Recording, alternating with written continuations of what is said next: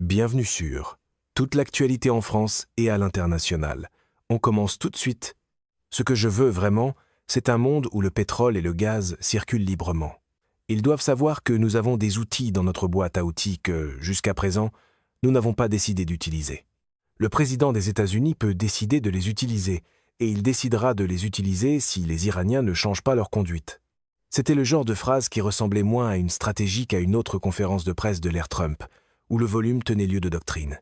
La date limite fixée à l'Iran pour rouvrir le détroit d'Ormuz avait expiré, sans aucun mouvement de Téhéran. En réponse, les États-Unis ont immédiatement lancé une opération aérienne puissante et soutenue. Les cibles étaient claires et stratégiques. Les centrales électriques iraniennes qui alimentaient les défenses côtières, les ponts clés qui soutenaient la logistique militaire, les lignes ferroviaires critiques utilisées pour déplacer les troupes et les approvisionnements, ainsi que les sites de missiles restants qui menaçaient le détroit. Sur les bases aériennes de Bahreïn et des Émirats arabes unis, les préparatifs se sont déroulés avec une intensité extrême. Les équipages des Bunby lanceurs ont travaillé méthodiquement à l'intérieur des hangars. Les équipes au sol ont guidé des bombes JDAM de 2000 livres vers les lanceurs rotatifs et les pylônes externes des bombardiers supersoniques. Chaque arme a été abaissée avec une précision hydraulique, verrouillée en place, puis connectée au système de guidage. Des tests de continuité ont été effectués sur chaque circuit. Les pilotes de Bunby sont montés dans les cockpits et ont commencé leur vérification pré-vol exhaustive, alors que les 4 puissants moteurs montaient lentement en régime, remplissant l'air d'un grondement profond et agressif. De l'autre côté du tarmac, les pilotes des avions furtifs F-35 préparaient leurs appareils avec la même intensité. La lieutenant Sarah Klein dirigeait l'escadron. Elle se tenait à côté de son avion, en vérifiant sur sa tablette la configuration de l'armement, des munitions guidées de précision conçues pour frapper avec une précision chirurgicale, les transformateurs blindés des centrales électriques, les culées de pont, les postes d'aiguillage ferroviaire et les lanceurs de missiles. Les équipes au sol ont inspecté chaque centimètre du revêtement furtif, rempli les réservoirs au maximum et effectué les derniers diagnostics sur les suites de guerre électronique. Sur une autre base, les équipages des B-52 Stratofortress effectuaient eux aussi les derniers préparatifs. Leurs immenses soutes étaient chargées de munitions lourdes supplémentaires afin d'assurer une pression soutenue sur les centrales électriques, les ponts et les infrastructures ferroviaires si les premières frappes ne forçaient pas une conformité immédiate.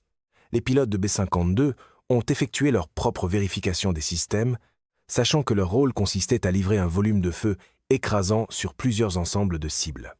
Pendant ce temps, les équipages des drones MQ-9 Reaper préparaient leurs appareils pour des missions de renseignement, de surveillance et d'appui aux frappes de longue endurance. Les Reaper étaient armés de missiles Hellfire et équipés de capteurs avancés capables de suivre des trains en mouvement sur les lignes ferroviaires et de surveiller l'activité des centrales électriques en temps réel. Les opérateurs au sol ont effectué des diagnostics complets des systèmes, vérifié les liaisons satellites et chargé les plus récents paquets de cibles. Ces appareils sans pilote devaient fournir des yeux permanents dans le ciel, alimentant en vidéo en direct et en données de ciblage les bombardiers et les chasseurs pilotés tout au long de l'opération. Pour prolonger la portée et l'endurance du dispositif de frappe, des ravitailleurs KC-46 Pegasus étaient déjà en vol, en orbite à des points de rendez-vous prévus d'avance, au-dessus du Golfe. Les Bun, les F-35 et les B-52 devraient tous se ravitailler en vol avant d'atteindre la zone cible. Les pilotes avaient pratiqué cette procédure de nombreuses fois, mais ce soir-là, l'enjeu rendait chaque geste plus lourd. Ici, au moins, le travail était fait par des équipages avec des listes de vérification, et non par des politiciens ayant une passion pour les lettres majuscules et l'histoire improvisée. Les appareils ont commencé à rouler. Les Bunby Lancers ont d'abord quitté leur base du Moyen-Orient, alourdis par leur charge de bombes. Les F-35 ont décollé de l'USS Tripoli peu après, se glissant silencieusement dans les airs en formation furtive. Les B-52 ont suivi depuis leur base, formant l'élément lourd de soutien.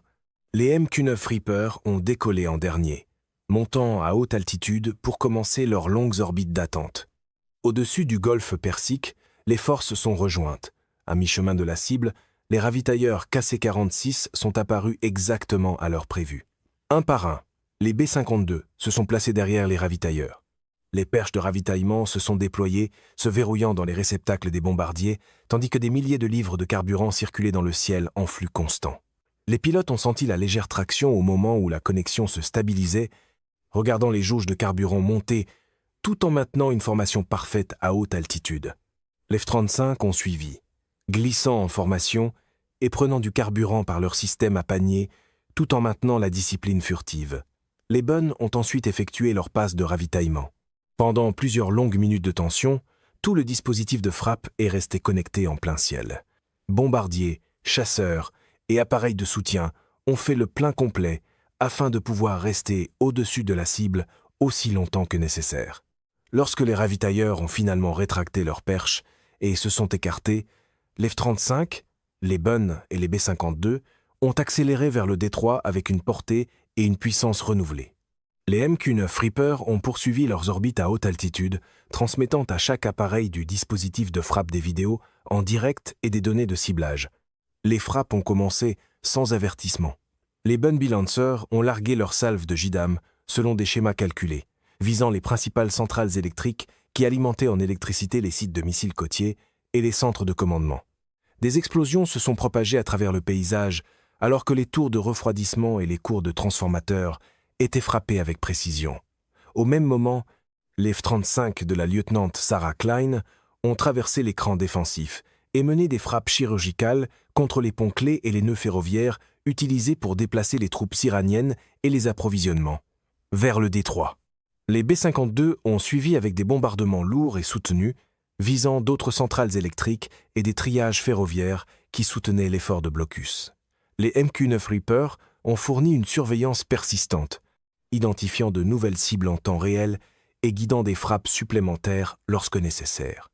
Il s'agissait de logistique, de synchronisation et de projection de force, soit précisément la partie que les mises en scène à la Trump sautent généralement en route vers l'angle de caméra le plus proche. L'effet a été immédiat et dévastateur. Les réseaux électriques alimentant les défenses côtières ont vacillé, puis se sont éteints. De grands ponts se sont effondrés dans les rivières, coupant les voies d'approvisionnement. Des lignes ferroviaires ont été sectionnées à des jonctions critiques, immobilisant les trains militaires. Les sites de missiles ont perdu l'électricité et les communications. La capacité iranienne à maintenir le blocus s'effondrait sous le poids de la campagne aérienne coordonnée. La majeure partie des infrastructures visées a été durement frappée, mais tout n'a pas été détruit lors de la première vague.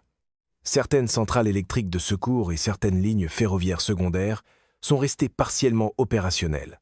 Le message des États-Unis était sans équivoque. Si le détroit d'Ormuz n'était pas entièrement rouvert et le blocus complètement levé, les frappes se poursuivraient jusqu'à ce que la conformité soit obtenue. Et c'était là, bien sûr, la différence entre un véritable ultimatum et ce genre de performance trumpiste où chaque échéance arrive enveloppée de marchandises dérivées et repart enveloppée d'excuses. Les premiers signes de progrès sont apparus rapidement. Plusieurs pétroliers, retenus au large, ont commencé à se diriger prudemment vers le détroit. Leurs capitaines surveillaient la situation de près, sachant que la puissance aérienne américaine exerçait une pression active sur l'Iran pour mettre fin à la crise. Le détroit n'était pas encore entièrement ouvert, mais il recommençait clairement à respirer. L'opération n'était pas encore terminée, mais l'élan avait clairement changé de camp. Les frappes aériennes combinées avaient considérablement dégradé la capacité de l'Iran à faire respecter le blocus. Le détroit d'Ormuz était sur le point de rouvrir, et le monde observait de près. Les frappes ont continué méthodiquement, visant toutes les centrales électriques, tous les ponts, toutes les lignes ferroviaires et tous les sites de missiles encore capables de soutenir le réseau défensif iranien. Chaque frappe réussie rapprochait le détroit de sa réouverture complète. La puissance aérienne américaine avait une fois de plus démontré sa capacité à projeter une force décisive lorsque les voies maritimes mondiales étaient menacées. Les commentateurs pro-Trump trouveraient quand même un moyen de raconter cela comme un rassemblement électoral en veste de vol, mais la réalité avançait selon un calendrier plus strict que les applaudissements.